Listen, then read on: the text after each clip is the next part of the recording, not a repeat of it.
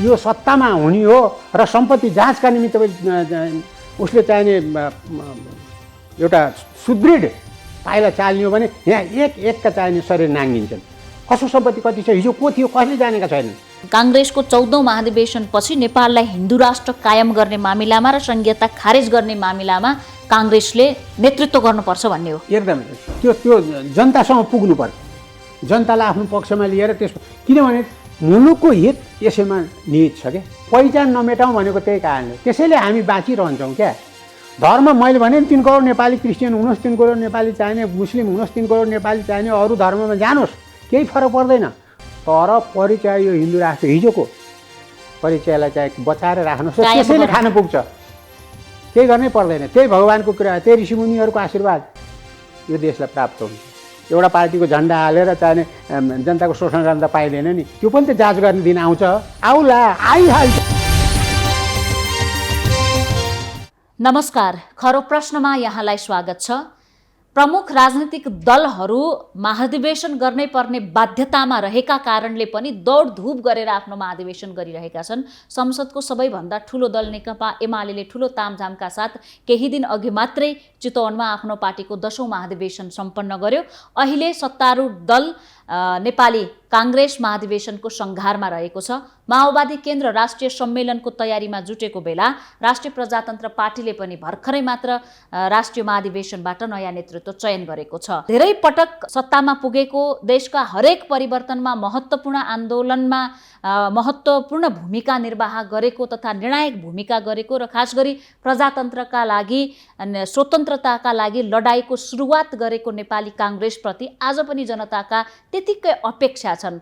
काङ्ग्रेसभित्र प्रजातान्त्रिक पद्धति भयो भने देशमा पनि प्रजातान्त्रिक पद्धति हुन सक्छ भनेर पनि चर्चा चल्ने गर्छ, यस्तो पनि विश्लेषण हुँदै गरेको छ। तर काङ्ग्रेस सधैँभरि आन्तरिक गुटमा अल्झिएको छ। गुट उपगुटमा फँसेको काङ्ग्रेसले नेतृत्व चयनको मामिलामा पनि स्वविवेक प्रयोग गर्न सक्ने अवस्था छैन। काङ्ग्रेसका महाधिवेशनहरूले पुनः त्यही प्रवृत्ति दोहोरिँदैछ जुन 13औं महाधिवेशनमा भएको थियो। यस्तो अवस्थाबाट अब देशलाई अगाडि डोर्याउनका लागि काङ्ग्रेसमा कस्तो नेतृत्व आउँछ त्यससँग पनि जोडिने विषय भएको कारणले काङ्ग्रेसको यो 14औं महाधिवेशनलाई निकै महत्त्वका साथ हेरिएको छ। काङ्ग्रेस आफ्नो सिद्धान्तबाट टाढा भयो, जनताबाट टाढा भयो र देशको समृद्धिसँग जोडिन सकेन भन्ने गुनासो बढ्दै गएको अवस्थामा काङ्ग्रेसको वास्तविकता के छ, पुरानो काङ्ग्रेस र अहिलेको काङ्ग्रेसमा ठूलो भिन्नता छ भनेर पनि विश्लेषण भइरहेको छ। आखिर पुरानो काङ्ग्रेस कस्तो थियो त? हामी यो विषयमा पनि केन्द्रित रहेर आज खरो प्रश्नमा कुराकानी गर्नेछौँ। यसका लागि हामीले हाम्रो स्टुडियोमा निम्ति आएका छौँ पूर्व सभामुख समेत रहनुभएका नेपाली काङ्ग्रेसका पूर्व महामन्त्री तारानाथ राणाभाट। यहाँलाई स्वागत छ। धन्यवाद। 14औं महाधिवेशनको सङ्घारमा हुँदा काङ्ग्रेसको जुन प्रकारले अब नेतृत्व चयनका लागि अगाडि प्रयास गरिराखेको छ, होमवर्क गरिराखेको छ, यसमा यहाँले चाहिँ कसरी यो कुरालाई निहाल्नु भएको छ? यहाँको आफ्नै भूमिका के छ र काङ्ग्रेस कसरी अगाडि बढे ठिक हुन्थ्यो भन्ने लागेको छ? दुईटा तपाईँको प्रश्नसँग दुईटा कुरा सन्निहित छन्। हजुर। एउटा त नेपाली काङ्ग्रेस संविधानले पनि हजुर आवधिक निर्वाचन गर, हजुर, समयमा चाहिने अधिवेशन गर भन्छ। हजुर। अनि मुलुकको संविधानले पनि त्यही भन्छ, पार्टीहरूले हजुर आफ्नो चाहिँ अधिवेशन गर्ने, केन्द्रीय नेतृत्वको निर्वाचन गर्ने प्रबन्ध त्यसले पनि गरेका छ। त्यसकारणले एउटा सामान्य अवस्थामा प्रवेश गरेका छौँ हामी। हजुर। तर अर्को म के भन्छु भने असामान्य परिस्थितिको पनि हामी सामना गर्नका निम्ति तयारी भएर अहिले आइरहेका छौँ। नेपाली काङ्ग्रेसलाई कस्तो बनाउने, कति सङ्गठित बनाउने, समूह उपसमूह व्यक्तिगत स्वार्थ वा गुटगत स्वार्थबाट यसलाई कसरी मुक्त गर्ने, शक्ति केन्द्रहरूको चाहिँ प्रभावबाट यसलाई कसरी मुक्त गर्ने, म गिरिजाप्रसाद कोइरालालाई सम्झन्छु क्या। उहाँले जहिले पनि, म ज्यादै नजिक भएर काम गरेको मान्छे हो, ग्रान्ड डिजाइन भन्ने गर्नुहुन्थ्यो, माइक्रो म्यानेजमेन्ट भन्नुहुन्थ्यो। त्यो उहाँले मलाई निकै त्यो ग्रान्ड डिजाइनको बारेमा यथार्थ कुरा मलाई बुझाउनु भएको छ क्या। माइक्रो म्यानेजमेन्टको बारेमा पनि बुझाउनु भएको छ। हो, त्यस्तो प्रभावबाट अबको युगमा कसरी मुलुकलाई मुक्त गर्नका निम्ति काङ्ग्रेसले भूमिका राख्ने, आजको 22औं शताब्दीको उसमा अगाडि बढिरहँदा देशको स्थिति, राजनीतिक स्थितिमै भन्नुहोस्, आर्थिक सामाजिक स्थितिमा भन्नुहोस्, यसको कल्चरल र रिलिजियस उसमा भन्नुहोस् विवाद त सधैँ छ, जहिले पनि तानातान, जहिले पनि चाहिने ऊ छ, कमजोरीहरू देखिरहेकै छन्। हामीले सुधार गर्न सकेनौँ क्या।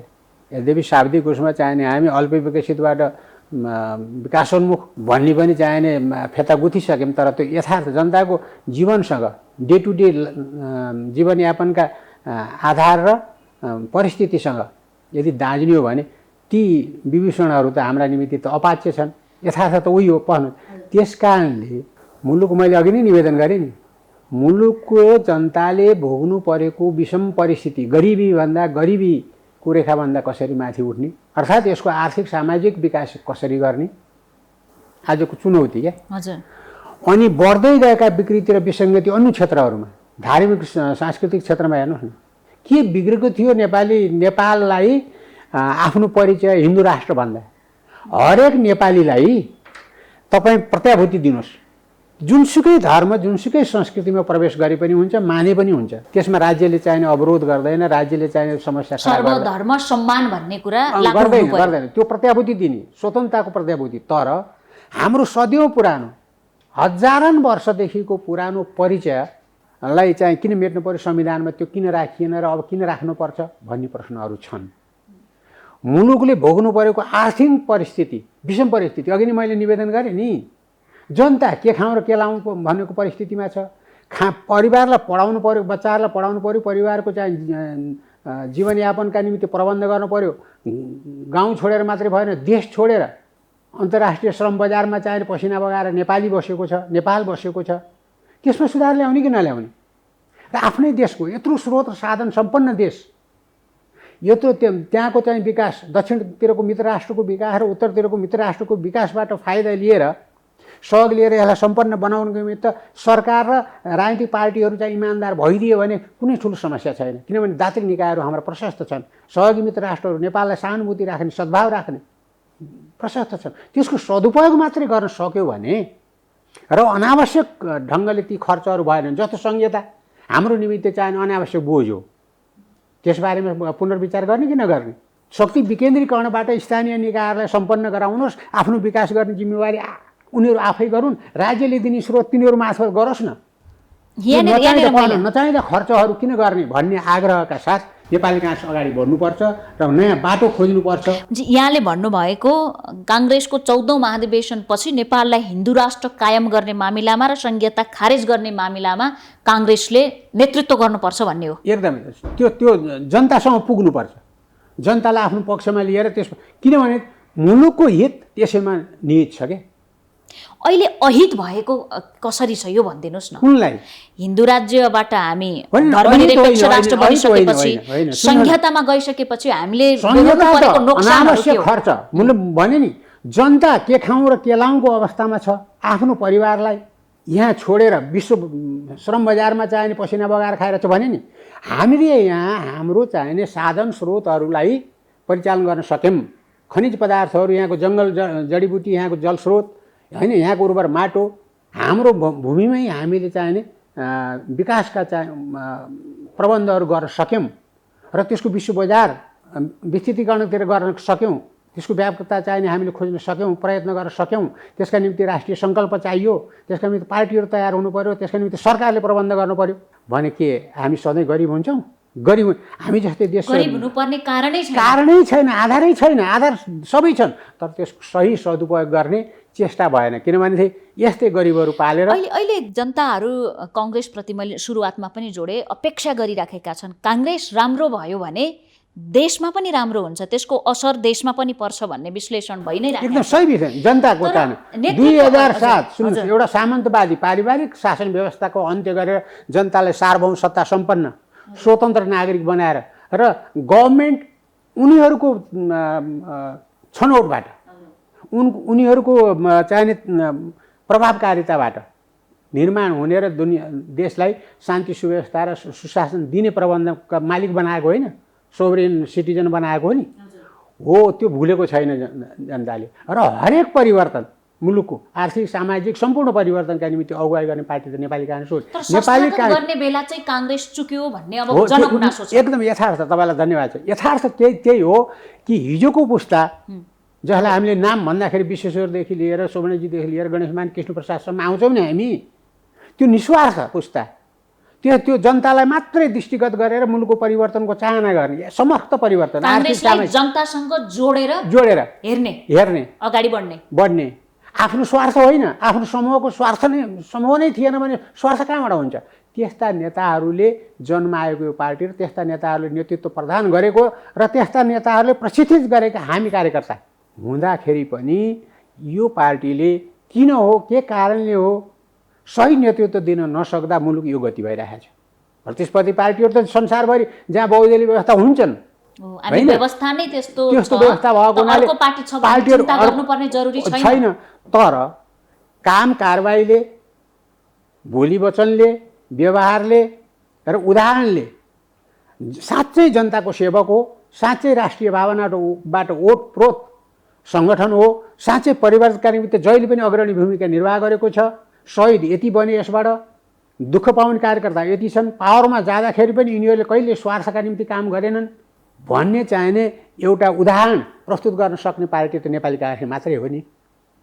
छिमेकीहरूलाई विश्वासमा लिने अथवा मित्र राष्ट्रहरू र दात्री निकायहरूलाई विश्वासमा लिन सक्ने पार्टी त नेपाली काङ्ग्रेस हो नि। अहिले एउटा चर्चा के छ भने महाधिवेशनमा मलाई पदको उम्मेदवार बनाइदिन पर्यो भनेर पनि काङ्ग्रेसका नेताहरू भारत गएर उताबाट पावर लाएर यहाँ उम्मेदवारी दिँदैछन् भन्ने पनि चर्चा छ र त्योलाई पुष्टि कसरी गर्ने? केही नेताहरू पालै पालो भारत पनि पुगेर आउनुभयो। तपाईँलाई यो प्रश्नमा धेरै समयमा लिन चाहन्न। मैले अघि नै भने नि, गिरिजाप्रसाद कोइरालाले भन्ने गरेको शब्द मैले भने नि, यहाँ शक्ति केन्द्रका चाहिने खेलहरू प्रशस्त छन्, शक्ति केन्द्रका चाहिनेहरू नेपाली काङ्ग्रेस मात्रै होइन, जुनसुकै पार्टीमा पनि, जुन नागरिक समाजमा पनि, जुनसुकै इस्युमा पनि, गाउँदेखि लिएर चाहिने केन्द्रसम्म त्यो छ।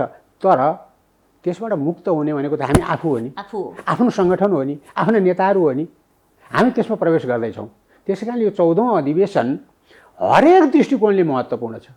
मुलुक भोलि कसरी हाने, के यथास्थितिमै अगाडि बढ्ने, कि पतनकै बाटोतिर अगाडि बढ्ने, कि गरिबीलाई नै सधैँ सहेर चाहिने हामी प्रयत्न नगर्ने विकसित हुनका निम्ति, संसारसँग दाँजिनका निम्ति, यही छिमेकीहरू सरह हुनका निम्ति भन्नु न, छिमेकी भारत, छिमेकी चीन सरह हुनका लागि पनि हाम्रो प्रयत्न हामीले प्रयत्न नगर्ने, त्यसको अगुवाई नगर्ने, त्यसका निम्ति नेपाली काङ्ग्रेस मात्रै सक्षम पार्टी हो। म खालि शब्दका निम्ति भनेको छैन, व्यावहारिक रूपमा पनि जनताले आशा गर्ने पार्टी हो। जनताले मतदान दिएर सरकारका निमित्त सधैँ सहयोग गरेको पार्टी हो, किनभने उनीहरू अनुगृहित छन् नि। 7 सालदेखिको इतिहासलाई आउँदै त्यो जनविश्वासको पकडमा रहेको काङ्ग्रेसलाई अहिले चुनाव नजिकै आउँदा डर छ कि गठबन्धनमा भएन भने म चुनाव जित्न सक्छु कि सक्दिनँ भनेर यो डर काङ्ग्रेसमा किन पैदा भयो? दुर्भाग्य नै त्यही हो कि यहाँ समूह, पहिला त व्यक्तिगत स्वार्थ, त्यसपछि समूहगत स्वार्थ, गुटका स्वार्थ, अनि त्यसपछि फेरि शक्ति केन्द्रका स्वार्थ बाजिँदाखेरि नेपाली काङ्ग्रेसको साख जो हामीले आर्जन 2003 सालदेखि गर्दै आयौँ, जुन आधारमा जनताले विश्वास गर्दै आएर अहिले पनि विश्वासकै दृष्टिले हेर्छन् है। अब यदि त्यो फ्रस्ट्रेसन आयो, नेपाली काङ्ग्रेसबाट पनि विश्वास उठ्यो हाम्रा कारणले, हामीले प्रबन्ध गर्न नसक्दाका कारणले, हामीले सही नेतृत्व दिन नसक्नका कारणले, हामीले सम्बोधन गर्न यावत प्रश्नमा सम्बोधन हो, त्यसमा सच्याएर अगाडि बढ्नका निमित्त नेतृत्व छान्ने कुरामा हामीहरू चुक्यौँ भने त स्थिति हिजोकै हो। मुलुकको चाहिने समग्र स्थिति चाहिने बेहतर बनाउने कुरा त हुँदैन, बेटर बनाउने कुरा त छैन। त्यसै कारणले यो 14औं अधिवेशन चुनौतीलाई सम्बोधन गर्न सक्ने, समस्याको समाधानको निमित्त प्रयत्न गर्न सक्ने, राज्यलाई सुशासन दिन सक्ने, शान्ति दिन सक्ने, छिमेकीहरूसँग मिलेर मुलुकको उन्नति गर्न सक्ने, दात्री निकाय र मित्र राष्ट्रहरूको विश्वास जितेर अनुदानहरू, ऋणहरू, सहयोगहरू लिएर आएर जनतासँग जोडिएर अन्तर्राष्ट्रिय व्यक्तित्व समेत बन्न सक्ने नेता चुन्नु पर्यो भन्ने नेपाल चाहिएको छ। यहाँनिर मैले जोडिहालेँ केवल काङ्ग्रेसको मात्रै होइन, भर्खरै संसदको ठुलो पार्टी नेकपा एमालेको अध्यक्षमा पुनः ओली दोहोरिनु भएको छ। माओवादी केन्द्र राष्ट्रिय सम्मेलनको तयारीमा छ, सम्भवतः प्रचण्ड नै अध्यक्षमा दोहोरिनुहुन्छ भन्ने कुरा लगभग निश्चित जस्तै छ। राप्रपाले भर्खरै एउटा नयाँ फड्को मारे, एकजना युवा नेतालाई पार्टी नेतृत्व गरेकोमा त्यसका निवर्तमान अध्यक्ष एकदम औडाहा पनि देखिएको छ एक प्रकारको। काङ्ग्रेसको पनि अहिलेको परिवेश हेर्ने हो भने नेतृत्वमै भएकै व्यक्ति दोहोरिने सम्भावना पनि बलियो देखिँदैछ भनेपछि आगामी निर्वाचनमा 5 वर्ष फेरि उहाँहरूकै उसमा परिवेशमा प्रधानमन्त्रीको पद रहने देखियो भनेपछि देश जसरी चल्दैछ अब त्यसरी नै चल्ने हो त? त्यसो भए होइन बहिनी, जुन जुन पार्टीहरूले आफ्नो अधिवेशनहरू सम्पन्न गरी नेतृत्वको चयन गरे उनीहरूलाई बधाई छ। म एउटा सजेस्ट के गर्न चाहन्छु भने उहाँहरूले पनि विगतको इतिहासलाई दोहोऱ्याउनु हुँदैन। अब व्यापक राष्ट्रिय एकतामा, राष्ट्रिय मेलमिलापमा आबद्ध भएर क्या सबै पार्टी मिलेर जनताको हित हो नि गर्ने, देशको स्वतन्त्रताको रक्षा गर्ने हो नि, सार्वभौमिकताको रक्षा गर्ने हो नि, समग्र आर्थिक, सामाजिक, राजनीतिक, सांस्कृतिक बिना द्वन्द्व, बिना चाहिँ सङ्घर्ष, बिना चाहिने झगडा, यसको प्रवर्धनका निमित्त र उचाइ हासिल गर्नका होइन निमित्त प्रयत्न गर्यो। त्यसका निमित्त सबै पार्टी चुनावका बेला मात्रै एकले अर्कोलाई विरोध गर्ने, जनताको मत लिनका लागि कसैले पत्याउँछ भनेर त दलिलहरू पेश गर्न पर्यो नि, प्रमाणहरू पेश गर्न। त्यो दिन कसैले कसैलाई सामान्य आक्षेपहरू लगाउला, तर सधैँ होइन। सधैँ आपसमा चाहिने मेलमिलापमा गाँसिएर मुलुकको हित रक्षाका लागि। अहिलेको अवस्था कस्तो छ भने जुनसुकै मञ्चमा जुनसुकै नेता गए पनि हजारौँ जनताको बिचमा, कार्यकर्ताको बिचमा, सयौँको बिचमा भाषण गर्दाखेरि, आफ्नो अभिव्यक्ति दिँदाखेरि मैले के काम गर्यो भन्ने जवाफ प्रायः जसो कुनै पनि नेतासँग छैन। खालि फलानु पार्टीको फलानु नेता सबैभन्दा बदमास हो भन्ने भाषण मात्रै दिएर उठ्नुहुन्छ। दुर्भाग्यपूर्ण यो देश र जनताका लागि यस्तो भाषणले के काम गर्छ? बहिनी, मैले अघि नै निवेदन गरेँ, मेरो शब्दहरूमा निहित अर्थ त्यही हो कि हामी राष्ट्रिय एकता देखाउन सकिरहेका छैनौँ। मुलुकको हितको निमित्त, मुलुकको सेवा गर्छु भनेर प्रयत्नशील भएका पार्टीहरूका निम्ति कुनै न कुनै ढङ्गले ठुलो होस् वा सानो होस् जनताको चाहिने सहयोग र आशीर्वाद लिएर बनेका पार्टीहरूकै बिचमा मुलुकको समग्र हितका निम्ति एक भएर काम गर्न नसक्ने परिस्थिति कसले सिर्जना गर्छ त? कसले खेल्छ त? यसलाई फुटाउ राज गर, डिभाइड एन्ड रुल। पार्टीहरूलाई आपसमा मिल्नै नदिने, एउटा सिङ्गो पार्टीमा पनि अनेक तत्त्वहरू घुसाएर त्यसलाई पनि कमजोर गराइरहने। त्यसको सिङ्गो उदाहरण त नेपाली काङ्ग्रेस नै छ। पार्टीका कमिटीमा पनि व्यक्ति घुसाइएको छ। बिपी कोइरालाको टाइमलाई हेर्नुहोस्, किसिमजीको टाइमलाई हेर्नुहोस्, कुनै शक्तिले आएर नेपाली काङ्ग्रेसलाई हल्लाउन सकेका थिएन। कसैको प्रभावमा नपरेको पार्टी हो यो नेपाली काङ्ग्रेस। अहिले काङ्ग्रेसकै सरकार तर त्यसपछिको चाहिने हाम्रो पुस्ता आयो नि, अलिकति कमजोर हामी नेतृत्व क्षमतामा देखायौँ। व्यक्तिगत स्वार्थमा लाग्ने, गुटगत स्वार्थमा लाग्ने, शक्ति केन्द्रको प्रभावबाट बहने जस्ता हाम्रा कमजोरीहरूलाई हामीले 14औं अधिवेशनको यो टाइममा शपथ खाएर तिलाञ्जली दिनुपर्छ।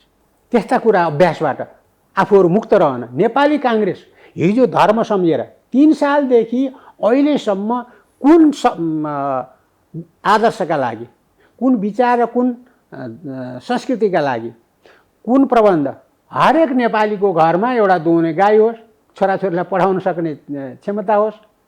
बिपी कोइरालाले भनेको थियो नि, हरेक नेपालीहरूलाई विदेश जान चाहिने बाटो खुलाउँछु, त्यहाँबाट कमाएको 200 रुपियाँले यहाँका चाहिने 200 परिवार पाल्न सक्ने क्षमता बढाउँछु त भने होइन नि।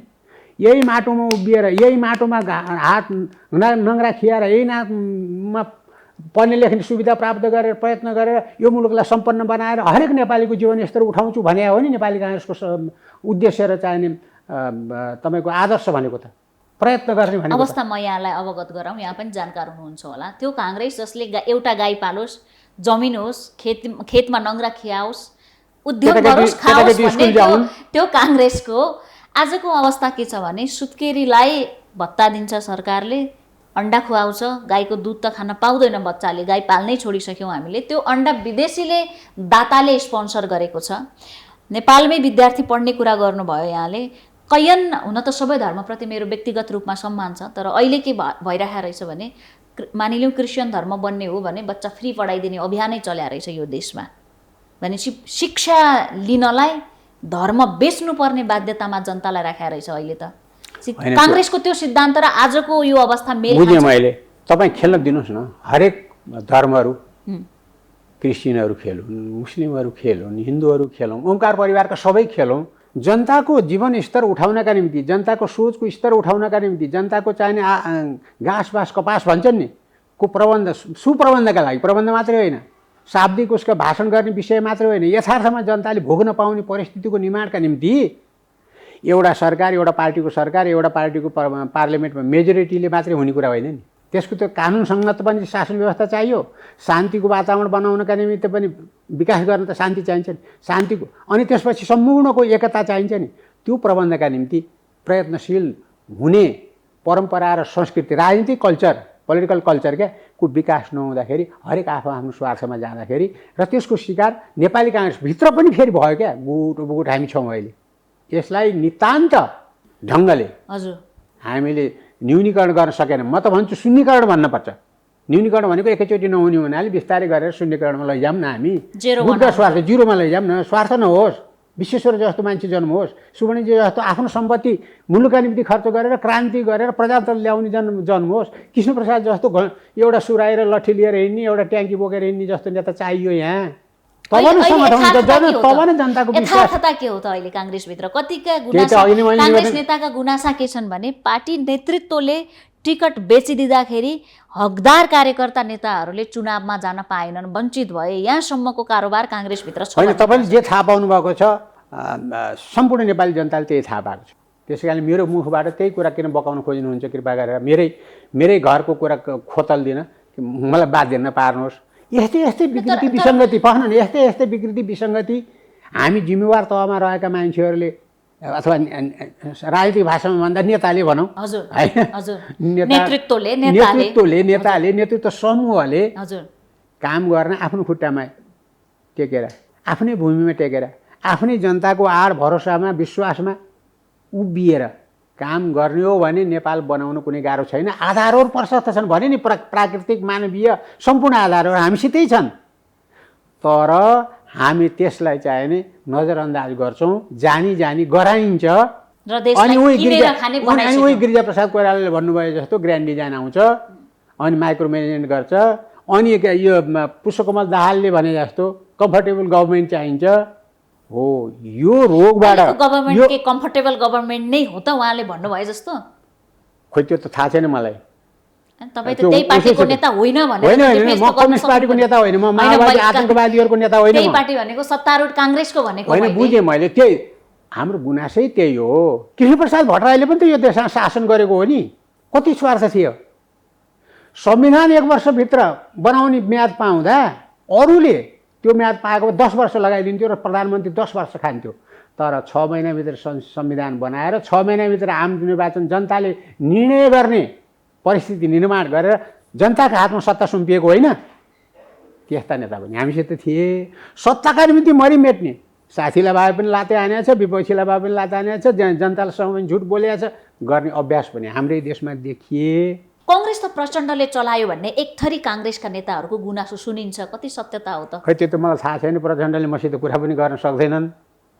यो सुरुङ युद्ध भनेर जाने अर्काको चाहिने प्रचार गरेर हिँड्नेहरूसित म के गर्छु? खोइ एउटा सुरुङ चाहिने उनीहरूले खनेको एउटा सुरुङ एउटा नेसनल म्युजियमका रूपमा हेरौँ न।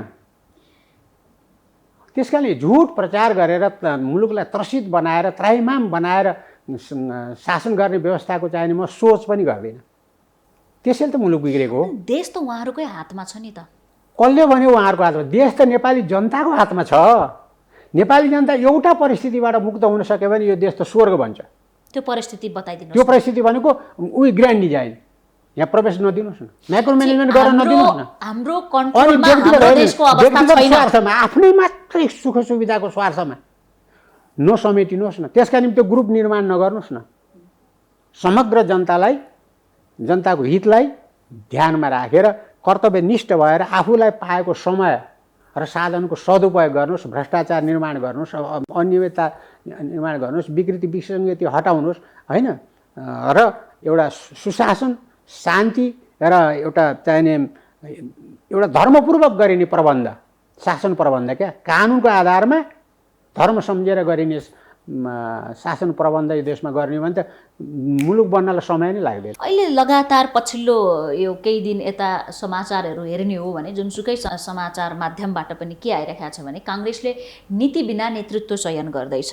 फलानु नेता यो पदमा पुगेपछि देशमा के परिवर्तन आउँछ, काङ्ग्रेसमा के परिवर्तन आउँछ भन्ने कुरा त डिक्लियर हुनुपर्ने हो, तर त्यो नै भएन भन्ने कुरा छ। आदर्शका बारेमा, विचारका बारेमा नेपाल गरिब होइन। 3 सालमा जुन सपना देखेर यो पार्टीले चाहिने आफ्ना कार्यक्रमहरू बनायो, हजुर, ती जस्ताका तस्तै छन् र ती समय सापेक्ष छन्, वैज्ञानिक छन्, जनताको भावना र जनताको अवस्थालाई सम्बोधन गर्ने प्रबन्धका निमित्त ती यो गायत्री मन्त्र हुन्, त्यसको अभाव होइन। नियतको जो व्यक्ति एउटा जिम्मेवारी लिएर केन्द्रदेखि लिएर तल्लो गाउँसम्म भनौँ न आउँछ, उसका सोचहरू, उसको व्यवहारहरू, उसका बोली वचनहरू नितान्त व्यक्तिगत स्वार्थमा वा गुटगत स्वार्थमा केन्द्रित रहेर अनि जनतालाई उपेक्षा, मुलुकको प्रबन्धलाई उपेक्षा, कमजोरीबाट मात्रै मुलुकमा कमजोर शासन बनाउनुहोस्, त्यसबाट फाइदा लिनुहोस् अनि विकृति नित्याउनुहोस्। त्यही हो, विकृति विसङ्गतिमा खेल्न, अशान्तिमा र यो उसमा खेल्न, अराजकतामा खेल्न। बीपीको सिद्धान्त मेलमिलापको नीति, सहमति, सहकार्य, एकता, जुन काङ्ग्रेसभित्र सबैभन्दा बढी प्रयोग हुने शब्द हो, सबैभन्दा विमति काङ्ग्रेसभित्र छ, सबैभन्दा धेरै गुट काङ्ग्रेसभित्र छ। 13औं महाधिवेशनबाट 14औं महाधिवेशनसम्म झगडामा काङ्ग्रेस फस्यो भनेपछि यो न बीपीको सिद्धान्त मेल खान्छ, न उहाँको नीति मेल खान्छ। यो काङ्ग्रेस कहाँ पुग्यो त? तपाईँले जे कुरा भन्नुभएको छ, अहिले सम्पूर्ण नेपाली जनताको भित्रको भावना पनि त्यही होस्। त्यही आधारमा नेपाली काङ्ग्रेस चाहिँ सुदृढ हुन्थ्यो। नेपाली काङ्ग्रेस आफ्नो घोषित लक्ष्य अनुसार त्यही निर्धारण गरेको, हिजोको निर्धारण गरेको बाटो, राष्ट्रिय एकता र मेलमिलापको बाटो, समृद्धि र शान्तिको बाटो, अन्तर्राष्ट्रिय भाइचाराको बाटो, कसैसँग नेपालले शत्रुता गर्न पर्ने त कोही छैन। सहयोग मात्रै लिन पाउँछ। नेपाल सुदृढ एकता बनाउने हो र आएको स्रोतलाई चाहिने तपाईँको दुरुपयोग नगर्ने, व्यक्तिगत स्वार्थमा भ्रष्टाचारको शिकार नबनाउने भनौँ न सबैले बुझ्दा। नेपालले आफै शरणमा पर्न गए, शरण दिने शक्ति छन्, तर नेपाललाई नै हेप्न सक्ने यदि नेपाल चाहने हो भने शक्ति बन्न सक्दैन। नेपालहरूले हेप्न त कसैले सक्दैन है। यो नचाहिने नेपाल खान्छन् पनि भन्छन्, कसैले नेपाल खाँदैन। त्यस्तो चाहिने यो देवभूमि हो, त्यो तपस्वीहरूको भूमि हो, बुझ्नु होइन? त्यस्ता चाहिने बहादुर नेपालीहरूको भूमि हो, विश्व प्रख्यात नेपाली हो नि। त्यस कारणले चाहिने त्यो पहिचान नमेटाउँ भनेको त्यही कारणले। त्यसैले हामी बाँचिरहन्छौँ क्या। धर्म मैले भने 3 करोड नेपाली क्रिस्चियन हुनुहोस्, 3 करोड नेपाली चाहिने मुस्लिम हुनुहोस्, 3 करोड नेपाली चाहिने अरू धर्ममा जानुहोस्, केही फरक पर्दैन। तर परिचय यो हिन्दू राष्ट्र हिजोको परिचयलाई चाहिँ बचाएर राख्नुहोस्, त्यसैले खान पुग्छ, केही गर्नै पर्दैन। त्यही भगवानको कुरा, त्यही ऋषिमुनिहरूको आशीर्वाद यो देशलाई प्राप्त हुन्छ अनि मित्र राष्ट्रहरू यहीँ खनिन्छन्। अहिलेसम्म धर्मको नाममा उच्च सहिष्णुता छ। धेरै विदेशी सङ्गठनहरूले, धेरै विदेशी शक्ति केन्द्रहरूले चलखेल गर्दा पनि नेपालीहरू भाँडिएका छैनन् अहिलेसम्म पनि। तर यदाकदा विगत भन्दा एक धर्मले अर्को धर्मप्रति, एक समुदायले अर्को समुदायप्रति जाइ लाग्ने प्रवृत्ति देखिन थालेको छ। हो त, त्यो त संसारमा विगतदेखि नै हेर्नु न, परिणाम के हुन सक्ला? कुनै राष्ट्रलाई कमजोर गराउनु पर्यो, राष्ट्र भनेको जनता, कुनै जनतालाई चाहिने विचलित गराउन सक्नु पर्यो, तिनको एकता भान्न सक्नु पर्यो, तिनका आपसी विश्वास र चाहिने आपसी जीवनयापनका पद्धतिहरूमा चाहिने विचलन ल्याउनु पर्यो भने सबभन्दा पहिले धर्म र संस्कृतिमा प्रहार गर्छ। जसको प्रयास भइरहेको छ। हाम्रो नेपालमा मात्रै होइन, जहाँ पनि त्यही प्रहार हुन्छ। त्यसको जीवन पद्धतिमा प्रहार हुन्छ। त्यसको चाहिने कौटुम्बिक हुन्छ नि, एउटा घर अर्को घरसँग मिल्ने, एउटा छिमेक अर्को छिमेकसँग मिल्ने, देशभरका जुनसुकै धर्म संस्कृतिमा रहेका रमाएका मान्छेहरू हुन्, जुनसुकै वेशभूषा हुन्, जुनसुकै भूगोल, तराई, मधेस, पहाड, हिमाल, जहाँसुकै हामी बसौँ, त्यो राष्ट्रिय भावनाबाट ओतप्रोत भएर हामी एक नेपाली हौँ। हाम्रो चाहिँ सामूहिक प्रयत्नले नेपाल बन्छ र नेपाल बन्नु भनेको हाम्रो व्यक्तिगत जीवनदेखि लिएर हाम्रो सामूहिक जीवनसम्मको चाहिने उन्नयन हो भन्ने भावनाले प्रेरित हुने र त्यो भावनाका निम्ति नेतृत्व प्रदान गर्न राजनीतिक पार्टीहरू लाग्ने र खास गरेर नेपाली काङ्ग्रेस लाग्ने। अर्काले सक्दैनन्। लाग्ने हो भने यो देश बन्न कुनै गाह्रो छैन। थरीको अहिले नेताहरूले गणतन्त्रमा संघीयतामा गइसकेपछि पनि राम्रो काम गरेनन्, राज्यलाई निरन्तर लुटेर खाने भए, यति धेरै राजा पैदा भयो कि अब जनताले थिक्न सक्दैन। त्योभन्दा राम्रो त एकै राजा पाल्छौँ भन्ने पनि स्वर आइरहेका छन्। अनि त्यो तपाईँले राजनीतिक व्यवस्थाको बारेमा प्रवेश गर्नुभयो। संसारभरि व्यवस्थाको परिवर्तन भनेको माला जपेर आउने होइन, चाहिने दुईजना मिलेर गफ गरेर आउने होइन। त्यसका निम्ति सङ्गठन चाहियो, आदर्श चाहियो, उद्देश्य चाहियो, त्यसका निम्ति सङ्कल्प चाहियो, नेतृत्व चाहियो, विश्वासिलो नेतृत्व चाहियो। र त्यो झन्डा मुनि जनतालाई एकत्रित गरेर शान्तिपूर्ण होस् कि सशस्त्र होस्, विद्रोह र क्रान्तिको आवश्यक पर्छ परिवर्तनका निम्ति। हरेक नेपालीलाई त्यो स्वतन्त्रता छ। कसैले के व्यवस्था ल्याम भन्ला, कसैले के व्यवस्था ल्याम भन्ला, कसैले के व्यवस्था ल्याम भन्ला। हामी त झन् त्यसको नेतृत्व गरेका राणा शासन फालेर प्रजातन्त्र ल्याम हामीले भनेकै हो, पञ्चायत फालेर बहुदलीय व्यवस्था ल्याम भनेकै, निर्दल फालेर त्यस कारणले सङ्गठन गर्न सक्यो र त्यो सङ्गठनको त्यो ब्यानर मुनि नेपाली जनतालाई एकत्रित गरेर सङ्घर्ष अगाडि बढाउन सक्यो भने त परिवर्तन हुन्छ के अरे नि। त्यो स्वतन्त्रता त सबैलाई छ नि। कति परिवर्तन खोज्ने त? राजनीतिक लडाइँ सक्यो भनेर यो देशका शीर्ष नेताहरूले संसदमा उद्घोष गर्नुभयो। अब आर्थिक क्रान्ति हो। आर्थिक क्रान्ति भन्ने के रहेछ? यहाँले भनिहाल्नु। आर्थिक क्रान्ति भनेको व्यक्तिगत सम्पत्ति आर्जन गर्ने, विदेशमा लगेर थुप्र्याउने, नेपाललाई कङ्गाल बनाउने, त्यही हो। यदि कोही राष्ट्रिय भावनाले ओतप्रोत भएको, नेपाली जनताको चाहिने आशीर्वाद प्राप्त, नेपाली जनताका सुख दुःखको मित्र यो सत्तामा हुने हो र सम्पत्ति जाँचका निमित्त उसले चाहिने एउटा सुदृढ पाइला चाल्ने हो भने यहाँ एक एकका चाहिने शरीर नाङ्गिन्छन्। कसो सम्पत्ति कति छ, हिजो को थियो, कसले जानेका छैनन्। मुलुकको दोहन, नेपाली जनतामाथिको यत्रो शोषण, यत्रो अन्याय, संसार अहिले दात्री निकायहरू जिब्रो काट्छन्, मित्र राष्ट्र जिब्रो काट्छ। यत्रो सहयोग आफ्ना जनताको पसिनाको अंश यो नेपाल बनोस्, नेपाली जनताको भाग्यको उद्धारका निमित्त हामी दिँदैछौँ भनेर यहाँ पठाउँछन्। यहाँ एउटा गुटले, एउटा व्यक्तिले, एउटा समूहले वा एउटा पार्टीले फाइदा उठाएको छ। आम नेपाली जनताको चाहिने हितका निम्ति प्रयोग भएको छैन नि, शिकार बनेको छ भ्रष्टाचारको। आफ्ना देशको जनताको कर पसिना त लुटे विदेशी जनताको दिएको माया होइन, विदेशी जनताले माया गरेर दिएको कुरामा पनि यिनीहरूकै चाहिने स्वार्थको शिकार भइरहेको छ। एउटा अब यहाँसँग यहाँले राम्रो कुरा पनि उठाउनु भयो। देशमा बिपीले समस्या पर्यो भने माटो समात्नु एकमुठी भन्ने कुरा जुन छ, यसलाई सबै जनताले पढेकै छन्। बिपी चिन्नेले, बिपी प्रति जान्न चाहनेले यो विषय राम्रोसँग बुझेको छ। तर अहिले माटो नछोएर धनी हुने नेताहरूको सङ्ख्या धेरै छ। न व्यवसाय छ, न उद्योग छ, लवाई खवाई आसे पासे सब भरिपूर्ण छन्। र यहाँले भन्नुभयो जस्तो स्विस ब्याङ्कमा समेत कति पैसा छ भन्ने रिपोर्ट आइरहेको छ। तर हामी कहीँ कुनै तह तब्कामा खोजी गर्दैनौँ, किन होला?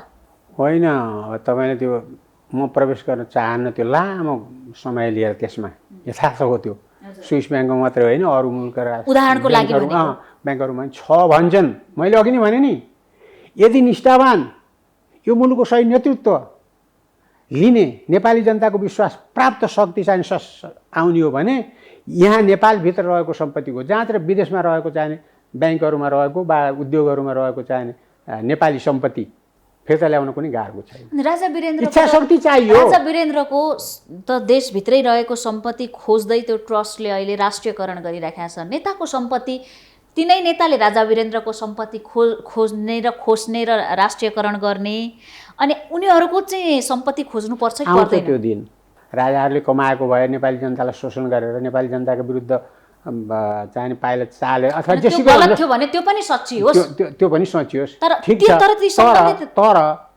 त्यसको मतलब चाहिने फेरि अब यो प्रजातन्त्रमा आएपछि प्रजातन्त्र नामधारी एउटा ब्यालेट यहाँ चाहिने बिल्ला लगाएर मुलुक लुट्न त पाइँदैन नि। एउटा पार्टीको झन्डा हालेर चाहिने जनताको शोषण गर्न त पाइँदैन नि। त्यो पनि त जाँच गर्ने दिन आउँछ, आउला, आइहाल्छ। संहिताले अहिले त्यसरी नै लुटे होइन, लुटिरहेको छ। त्यही भएर त मैले त्यो व्यवस्था बुझिलो भयो भनेर भनेको। तपाईँले सोझो अर्थ भन्नुभयो, सोझै अलि बिजाउने अर्थमा मैले भने त्यो बुझिलो भयो। गरिबहरूले धान्नै नसक्ने खर्च संहितामा जान्छ नि।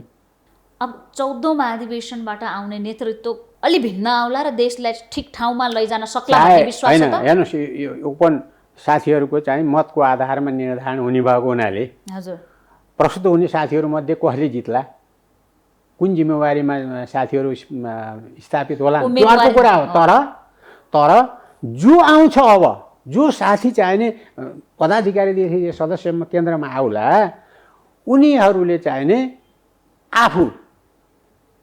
आफ्नो परिवार, आफ्नो समूह, आफ्नो गुट भन्दा माथि उठेर यो देशको समग्र परिस्थितिलाई सम्बोधन गर्ने, आन्तरिक वा बाह्य, राष्ट्रिय वा अन्तर्राष्ट्रिय चुनौती र समस्याहरू छन्। म तपाईँलाई निवेदन गर्न चाहन्छु, अघिदेखि चाहिने नभनौँ भन्नुभएको थियो, भन्नै पर्ने स्थिति आयो। मुलुक फेलियर स्टेट खोजिएको छैन। राज्यका 3 अङ्ग, 2टा त राजनीतिक अङ्ग नै भयो। सरकार चाहिँ राजनीतिक अङ्ग हो, त्यहाँ अलिअलि मतभेद हुनु, झगडा हुनु, विवाद हुनु स्वाभाविक छ।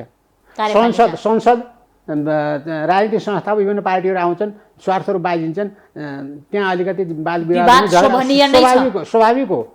तर संसारभरि आजदेखि मात्रै होइन, हजारौँ वर्षदेखि 250 को प्रजातन्त्रकै इतिहास भन्नु न, 250 भन्दा बढी वर्षदेखि चाहिने राज्यको एउटा अङ्ग स्वतन्त्र हुन्छ, न्यायपालिका। आज यहाँ किन विवादित छ? न्यायपालिकाको धज्जी कसरी उडाइएको छ? न्यायपालिकाका चाहिने हरेक क्रियाकलापहरू किन यसरी चाहिने आलोचित छन्? लाज मर्नु स्थिति संसारमा छ। हुन त हाम्रै पार्टीको सभापति चाहिने प्रधानमन्त्री हुनुहुन्छ, तर संसारमा कहीँ प्रधान न्यायालयले संसारको हाम्रो सर्वोच्च अदालतले प्रधानमन्त्रीको नियुक्ति गर्न पाउँछ? पहिला आधा घन्टा अगाडि हाउस स्थापित गर्छ, पुनर्स्थापित गर्छ, प्रधानमन्त्रीलाई शपथ ग्रहण गरा भन्छ, हाउसमा पठाइदियो भइहाल्थ्यो नि त्यो प्रश्न। अर्थात् नचाहिने अधिकार किन लिएको भनेको त्यहाँ कहीँ न कहीँ त्यहाँ विकृति हो। न्यायपालिकाले किन लिएको यो गम्भीर प्रश्न छ र यसको छिनोफानो होला। मैले कमजोर बनाउने, यो देशको आर्थिक सामाजिक स्थिति कमजोर भइसक्यो, धार्मिक सांस्कृतिक क्षेत्रमा प्रहार भइसक्यो, राष्ट्रिय एकता भङ्ग भइसक्यो। अब प्रश्न तेर्सिनै नहुने स्वतन्त्र र निष्पक्ष न्यायालयमाथि पनि जनताको विश्वास उडेर संसारमा अहिले चाहिँ हामी गनाएको वस्तु भइरहेका छौँ भने अब मुलुक फेल हुनलाई कुनै आधार बाँकी छ?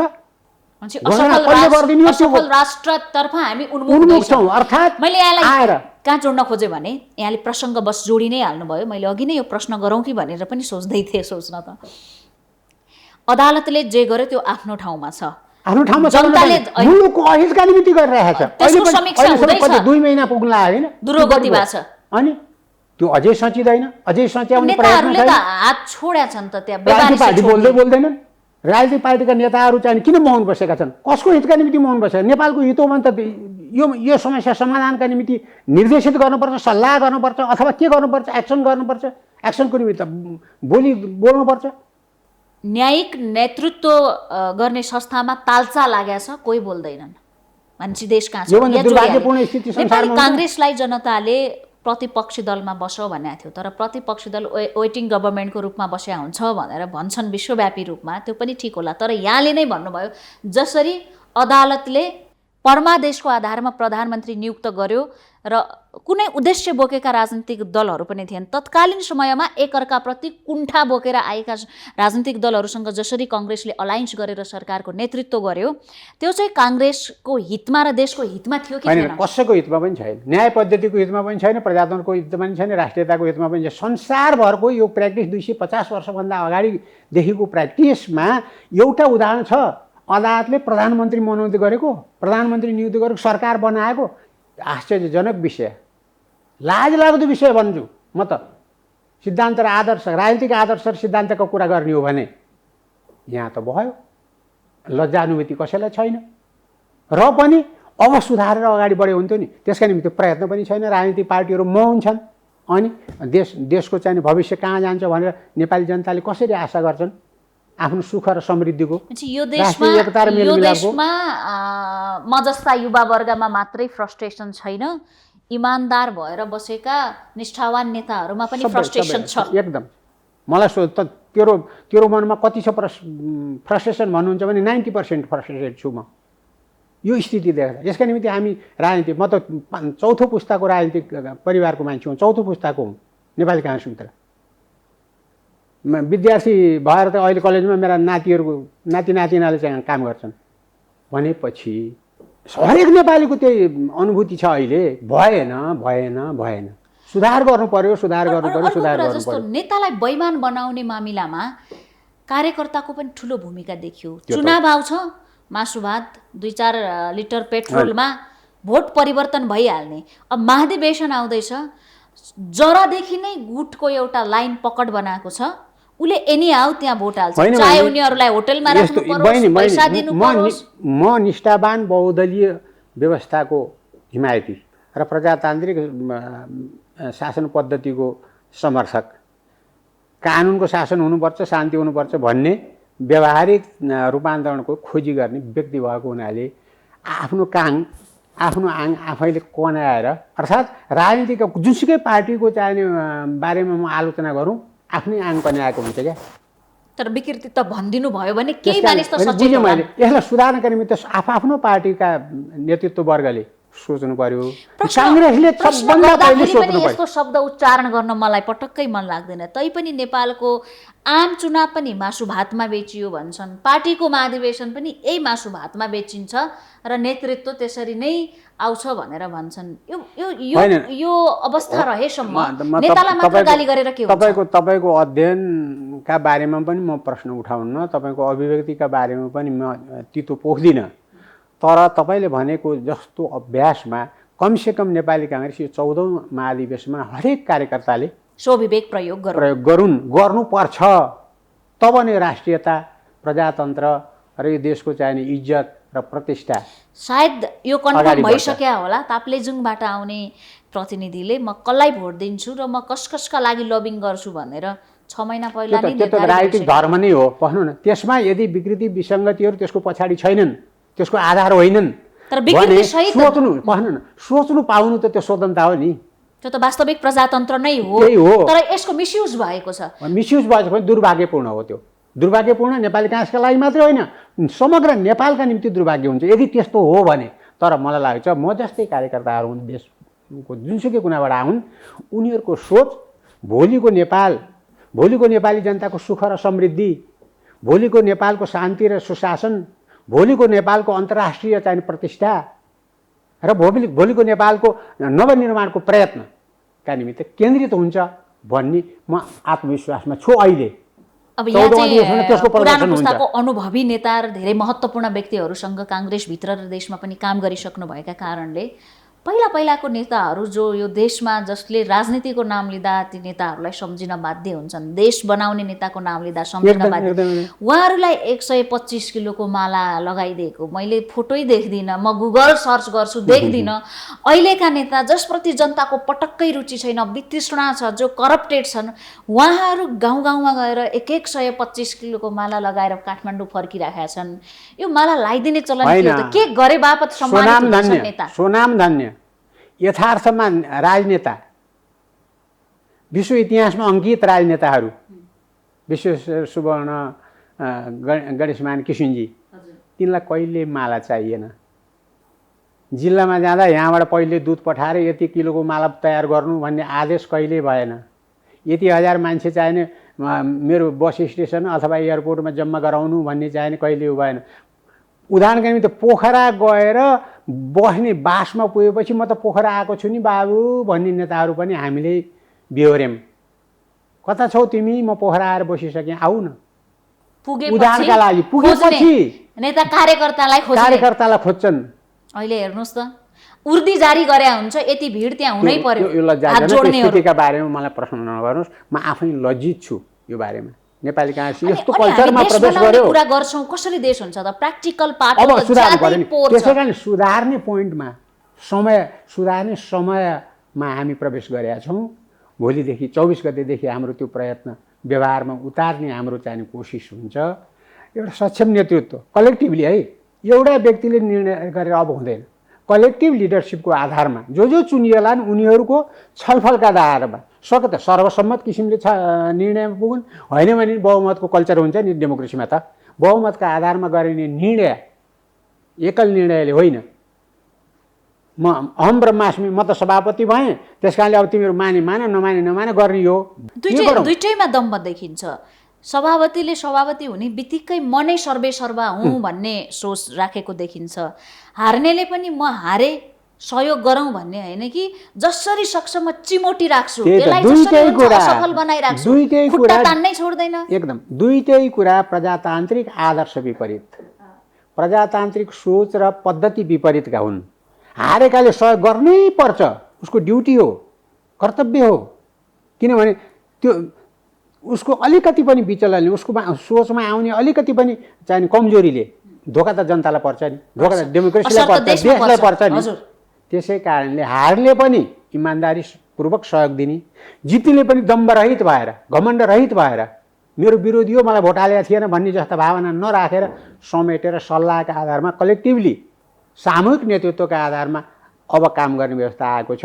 देशको दुर्भाग्यलाई, देशको चाहिने यस्तो विषम परिस्थितिलाई सम्बोधन गर्ने राष्ट्रिय अन्तर्राष्ट्रिय जटिल प्रश्नहरूमा देश अहिले गाँजिएको छ नि। जस्तो राष्ट्र हामी असफल राष्ट्र हुनेतर्फ चाहिने उन्मुख छौँ।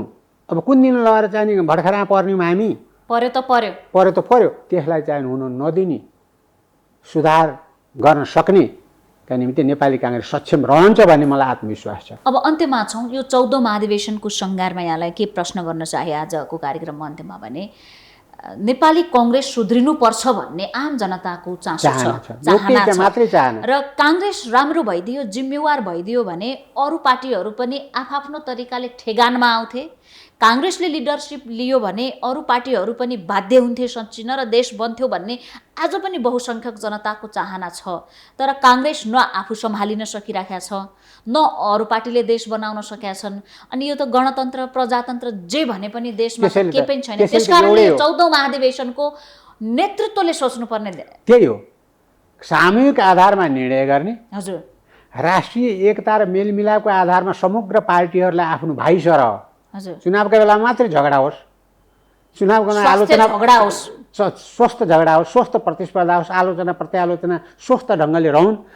अरू बेला मुलुक निर्माणका निम्ति, जनताको समग्र हितका निम्ति, यो देशको वर्चस्व, यो देशको सार्वभौमिकता, यो देशको स्वतन्त्रतामाथि आँच नआउने ढङ्गले काम गर्ने प्रयत्नमा नेपाली काङ्ग्रेसले अगुवाई गर्नुपर्छ। एउटा चाहिने एकताको चाहिने छाताभित्र सबैलाई समेटेर नेपाली जनताको समग्र हितका निम्ति र अन्तर्राष्ट्रिय प्रतिष्ठा, नेपालको प्रतिष्ठा कायम गर्नका निमित्त नेपाली काङ्ग्रेस अब नवनिर्वाचित जोसुकै आए पनि, चाहे पुराना होस् चाहे नयाँ हुन् साथीहरू होइन, आए पनि अब परिवर्तन, मन परिवर्तन, कामको शैलीहरू परिवर्तन, सोचहरू परिवर्तन होइन अवश्य पनि हुन्छ भन्ने मलाई विश्वास। यो महत्त्वपूर्ण समयका लागि धेरै धेरै धन्यवाद। 14औं महाधिवेशनले राम्रो नेतृत्व चयन गरोस्, यहाँको भूमिका महत्त्वपूर्ण रहोस्, शुभकामना। धन्यवाद। हामी खरो प्रश्नमा थियौँ र खास गरी नेपाली काङ्ग्रेस 14औं महाधिवेशनको सङ्घारमा छ। 14औं महाधिवेशनबाट चयन हुने नेतृत्वले देश र नेपाली काङ्ग्रेसलाई कसरी सही ढङ्गले डोर्याउन सक्छ र त्यसका लागि महाधिवेशनमा आइरहने या आउँदै गर्नुभएका प्रतिनिधिहरूले आफ्नो कसरी विवेक प्रयोग गर्छन्, नेतृत्व चयनका लागि अब ध्यान दिनुपर्ने कुरा र खास गरी नेपाली काङ्ग्रेसप्रति जुन जनताको भरोसा थियो त्यसलाई पुनः कायम गर्नका लागि काङ्ग्रेसका नेता कार्यकर्ताहरूको भूमिका के हुनुपर्छ भन्ने विषयमा विशेषतः आज खरो प्रश्नमा केन्द्रित रहेर कुराकानी गर्यौं। पूर्व सभामुख समेत रहनुभएका नेपाली काङ्ग्रेसका नेता तथा पूर्व महामन्त्री तारानाथ राणाभाटसँग, उहाँसँगै खरो प्रश्नबाट आज हामी सबै बिदा चाहन्छौँ। नमस्ते।